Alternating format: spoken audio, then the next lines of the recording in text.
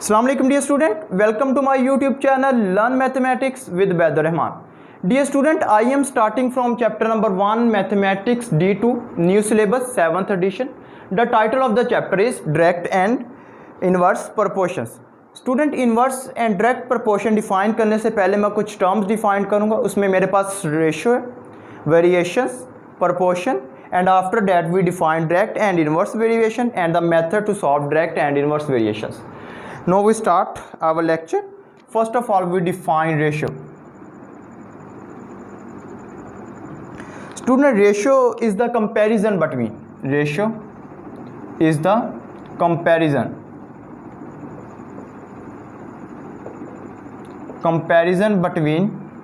two same quantities.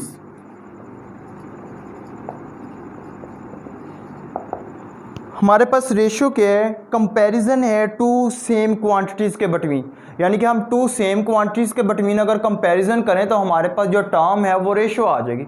मैं कोई भी एग्जांपल सपोज कर रहा हूँ। लेट मेरे पास टू मैसेज हैं, M1 equal to 30 kg, M2 equal to 20 kg। दोनों सेम क्वांटिटीज़ हैं। मैं रेशियो फाइंड करता हूँ, M1 ratio M2, 30 kg ratio 20 kg। Clear? तो यहाँ से मेरे पास क्या आ जाएगा? 10, 3 और 2। तो यहाँ से मेरे पास रेशियो क्या आ जाएगी? 3:2।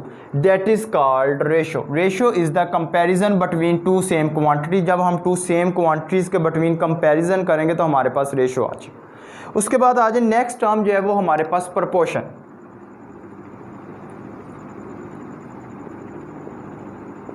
प्रोपोर्शन हमारे पास क्या है?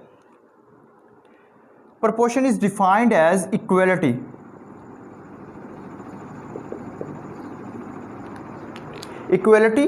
Between two ratios. Equality between two ratios are called proportion.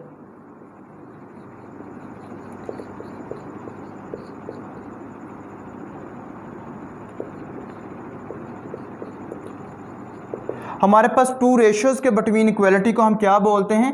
Proportion बोलते हैं। लेट कर लेता हूं मैं, let A:B and C:D be two quantities, two ratios. मेरे पास टू रेशियोज है। अब equality between two ratios are called proportion. तो ये हमारे पास क्या आ जाएगा? प्रोपोर्शन आ जाएगा। ये हमारे पास क्या आ जाएगा? प्रोपोर्शन आ जाएगा। Clear?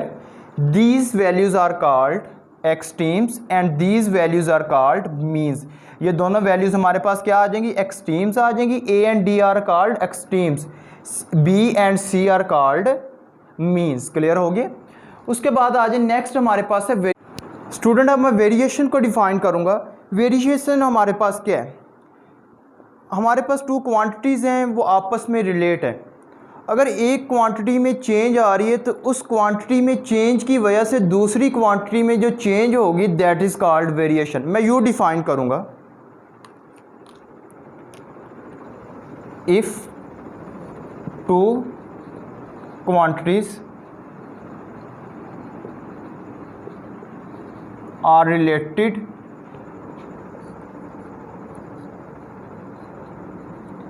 in this way change in one quantity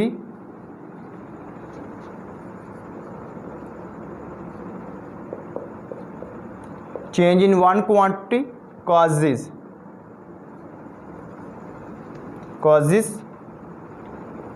change in other quantity। मैं दोबारा डिफाइन कर रहा हूँ, if two quantities are related in this way change in one quantity. अगर एक क्वांटिटी में चेंज आ रही है तो उसकी वजह से क्या होगा? Quantities causes change in other quantity. तो उसकी वजह से सेकंड क्वांटिटी में भी आपके पास क्या आएगी? चेंज आएगी। That is called variation. मैं लेट कर रहा हूँ, मेरे पास टू यहाँ पर क्वांटिटीज़ हैं A एंड B।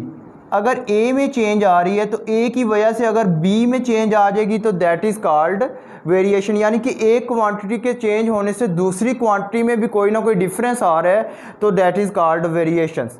उसके बाद आ जाए नेक्स्ट हमारे पास है टाइप्स ऑफ प्रपोर्शंस और वेरिएशंस। हमारे पास डायरेक्ट वेरिएशन है और हमारे पास इनवर्स वेरिएशन। डायरेक्ट वेरिएशन हमारे पास क्या है, देखिए स्टूडेंट, डायरेक्ट वेरिएशन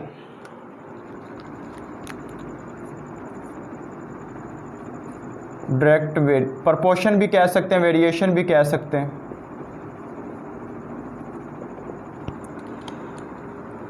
हमारे पास टू क्वांटिटीज़ हैं, अगर एक क्वांटिटी इंक्रीज़ हो रही है या फिर डिक्रीज़ हो रही है, उसकी वजह से दूसरी क्वांटिटी में भी क्या हो रहा है, इंक्रीज़ आ रही है या डिक्रीज़ आ रही है, तो that is called direct variation. देखें स्टूडेंट, मैं लेट कर रहा हूँ, लेट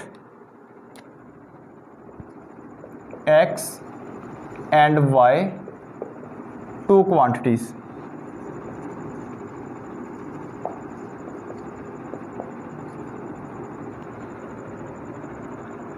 मेरे पास x and y two quantities, if x increase और डिक्रीज, x मेरे पास इंक्रीज हो रहा है या डिक्रीज हो रहा है, देन y आल्सो इंक्रीज और डिक्रीज। दोबारा रिपीट कर रहा हूं मैं,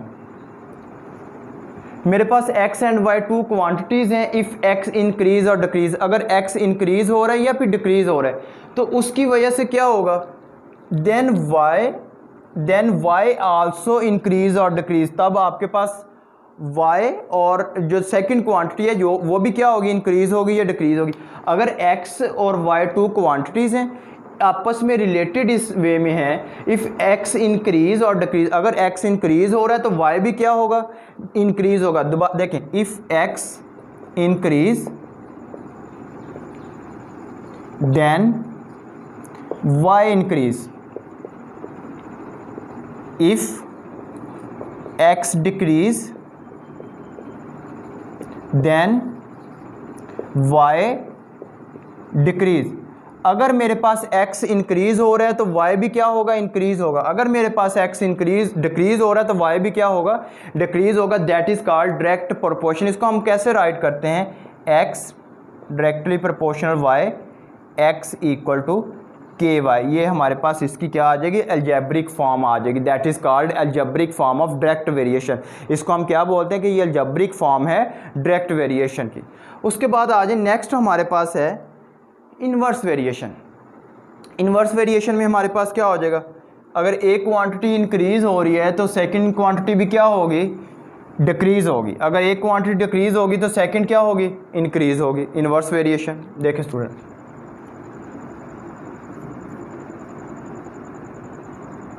इन्वर्स प्रोपोर्शन भी कह सकते हैं, वेरिएशन भी कह सकते हैं।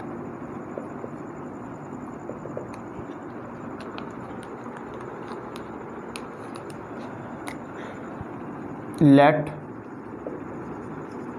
x and y two quantities,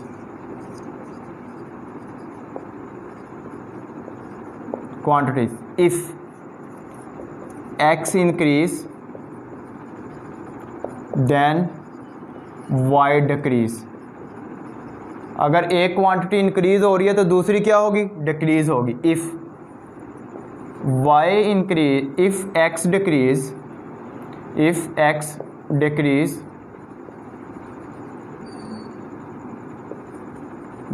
then y increase। अगर एक इंक्रीज हो रही है तो दूसरी क्या होगी, डिक्रीज होगी। अगर x इंक्रीज हो रही है तो then y decrease, if x decrease then y increase। that is called inverse variation।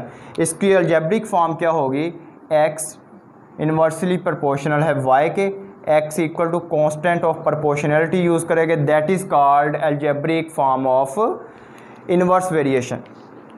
Student अब हम बात करते हैं इन्वर्स और डायरेक्ट वेरिएशन को हम किस वे से सॉल्व कर सकते हैं। सॉल्व करने के मेथड हमारे पास कितने, तो हमारे पास डायरेक्ट वेरिएशन के पहले हम जो मेथड जो है वो सॉल्व करते हैं डायरेक्ट वेरिएशन के,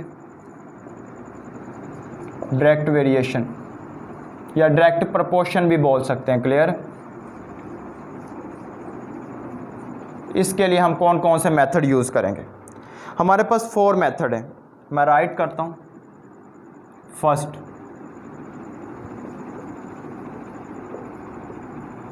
मेथड्स। फर्स्ट हमारे पास unitary method,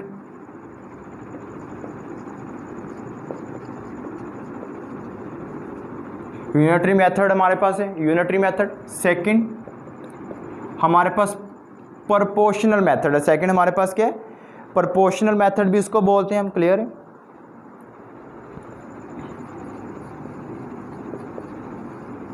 proportional method. Third हमारे पास है एरो मेथड बोलते हैं। इसमें हम एरो की हेल्प से जो क्वेश्चंस हैं वो सॉल्व करते हैं। उसके बाद 4 जो है वो हमारे पास अलजेब्रिक मेथड है, अलजेब्रिक मेथड। मैं दोबारा रिपीट कर रहा हूँ, यूनिटरी मेथड हमारे पास है, सेकंड हमारे पास प्रोपोर्शनल मेथड है, उसके बाद हमारे पास एरो मेथड है और हमारे पास अलजेब्रिक मेथड है। Now in this lecture we discuss about algebraic method. इस लेक्चर में हम अलजेब्रिक मेथड की हेल्प से डायरेक्ट वेरिएशंस को सॉल्व करेंगे। नो स्टूडेंट, अलजेब्रिक मेथड मेरे पास क्या है? स्टेप 1, हमारे पास जो भी क्वांटिटीज़ होगी उनको हम सपोज कर लेंगे let x and y 2 quantities.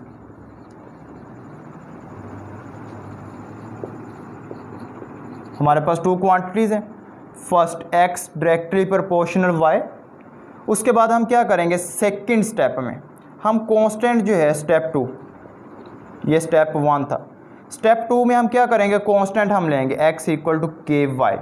Step 3 में हम क्या करेंगे? स्टेप 3 में हम फाइंड करेंगे, फाइंड द वैल्यू ऑफ के की वैल्यू फाइंड करेंगे। 4 एंड लास्ट स्टेप, इसमें हमारे पास क्या आ जाएगी? इक्वेशन आ जाएगी। हम फाइंड कर लेंगे इक्वेशन, पुट करेंगे, पुट द वैल्यू ऑफ के। उसके बाद हमारे पास इक्वेशन आ जाएगी कनेक्टिंग x एंड y। जब हम k की वैल्यू फाइंड करेंगे देन हम पुट करेंगे, put the value of x and y। तब हम क्या करेंगे? वैल्यू पुट करेंगे x और y की। दोबारा रिपीट कर रहा हूँ, अलजेब्रिक मेथड में हम क्या करेंगे? सबसे पहले हम 2 क्वांटिटीज़ को सपोज करेंगे x एंड y। उसके बाद हम स्टेप 2 में क्या करेंगे? x इक्वल टू के वाई। थर्ड स्टेप में हम फाइंड कर लेंगे वैल्यू ऑफ द k। किस तरह फाइंड करेंगे? जो भी हमारे पास गिवन वैल्यूज़ होंगी उनकी हेल्प से। उसके बाद स्टेप 4 में हम क्या करेंगे? पुट द वैल्यू ऑफ के की जो भी वैल्यू यहाँ से हमारे पास आ जाएगी उसको हम इसमें पुट करेंगे तो हमारे पास इक्वेशन आ जाएगी connecting x and y। That is the method to use to solve direct variation, that is called algebraic method. Clear? Now student, we solve question related to direct and direct variations. Question number 1, exercise 1A. Question number 1.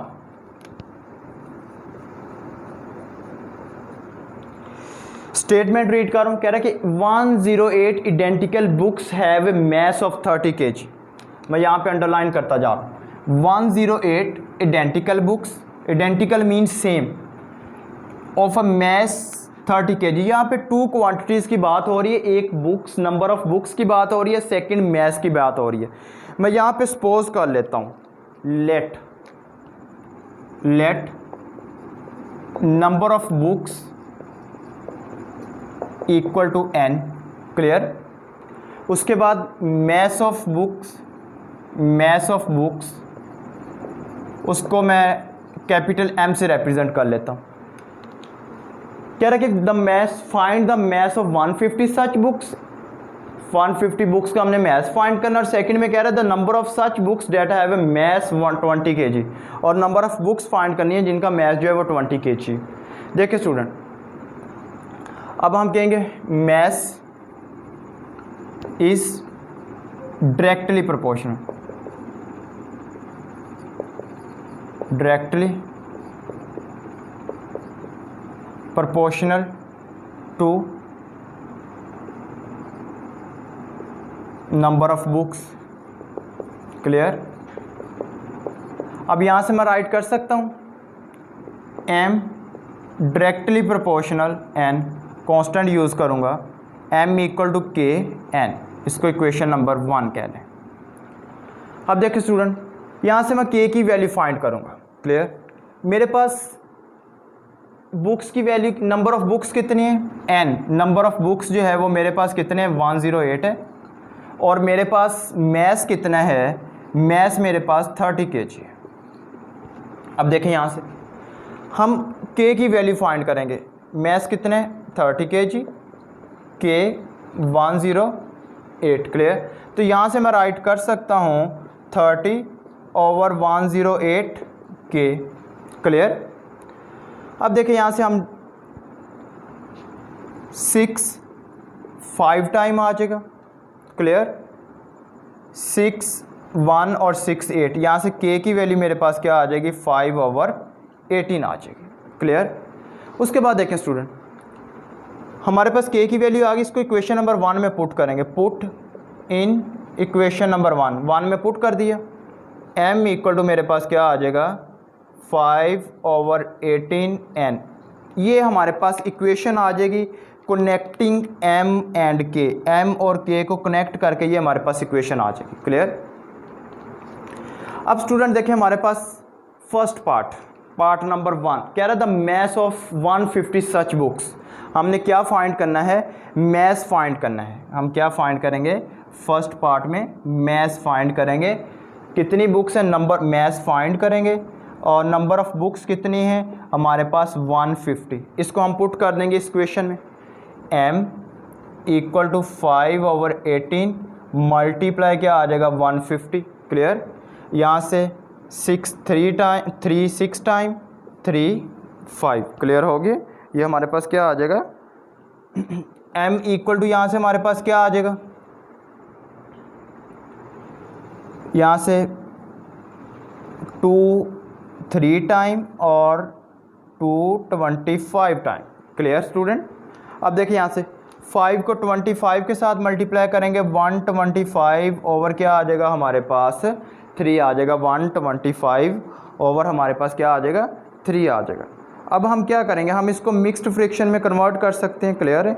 Mixed fraction में हम कैसे convert करेंगे, यहाँ से हमारे पास देखें student 125 divided by 3 4 time 12 5 आ जाएगा, 3 1 time, तो यहाँ से मेरे पास क्या आ जाएगा 2 आ जाएगा। क्लियर। तो यहाँ से इसको मैं राइट कर सकता हूँ 41 2/3। क्लियर हो गया। ये हमारे पास मैथ आ जाएगा नंबर ऑफ़ बुक्स का। क्लियर। 150 बुक्स का ये मैथ आ जाएगा हमारे पास। उसके बाद आ जाए सेकंड पार्ट में, वो कह रहा है कि the number of such books, second part इसी क्वेश्चन का सेकंड पार्ट कह रहा है the number of such books have a maths. Maths कितने आपके पास गिवन, मैथ्स जो है वो हमारे पास 20 kg है। अब हमारे पास रिलेशन क्या है, m equal to 5 over 18 n, mass कितना है हमारे पास 20। क्लियर। यहाँ से 5 ओवर 18 n, तो यहाँ से इसको मैं राइट कर सकता हूँ, 18 इधर आकर मल्टीप्लाई होगा, 18 ओवर क्या आ जाएगा 5 इक्वल टू n, यहाँ से 5 1 टाइम 5 4, 18 को 4 के साथ 72, तो ये हमारे पास क्या आ जाएगा 72 जो है वो नंबर ऑफ़ बुक्स आ जाएंगी जिनका मैथ जो है वो 20 kg है। अब आ जाए क्वेश्चन नंबर 2 की तरफ। क्वेश्चन नंबर 2,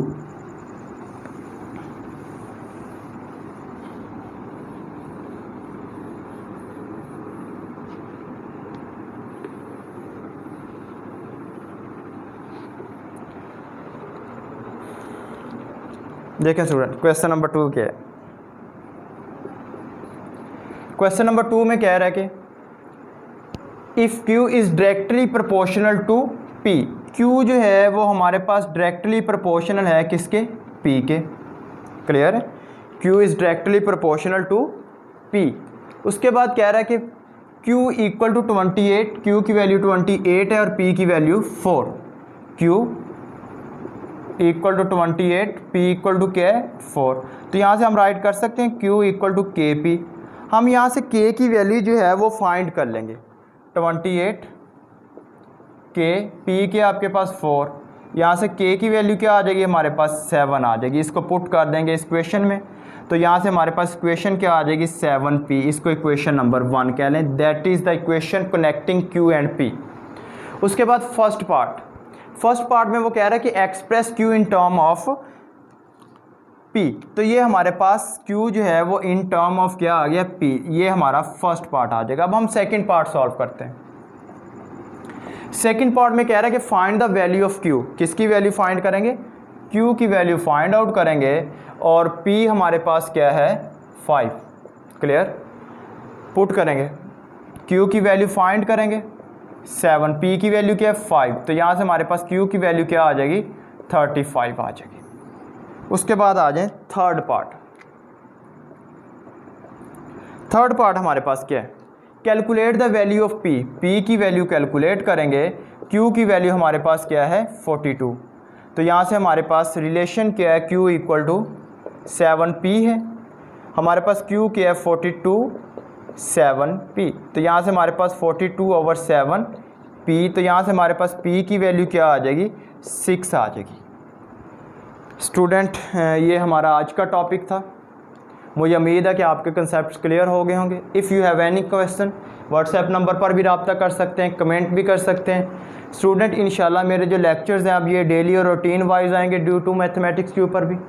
चैनल को आप सब्सक्राइब कर लें, इसको ज़्यादा से ज़्यादा दोस्तों के साथ शेयर करें। अगर आपको वीडियो अच्छी लगी है इसको लाइक करें। अगर आपको लगता है कि इसमें और भी मॉडिफिकेशन हो सकती है, और भी बेहतरी आ सकती है, तो आप अनलाइक को प्रेस करें ताकि मैं नेक्स्ट जो आने वाले सेशंस हैं, जो लेक्चर्स हैं, उनको मज़ीद बेहतर बनाऊँ, मॉडिफिकेशन लेके आऊँ। स्टूडेंट, नेक्स्ट लेक्चर में इंशाल्लाह हम इन्वर्स वेरिएशन करेंगे और some question related to direct variation भी सॉल्व करेंगे। तब तक अपना ख्याल रखें। अल्लाह हाफिज़।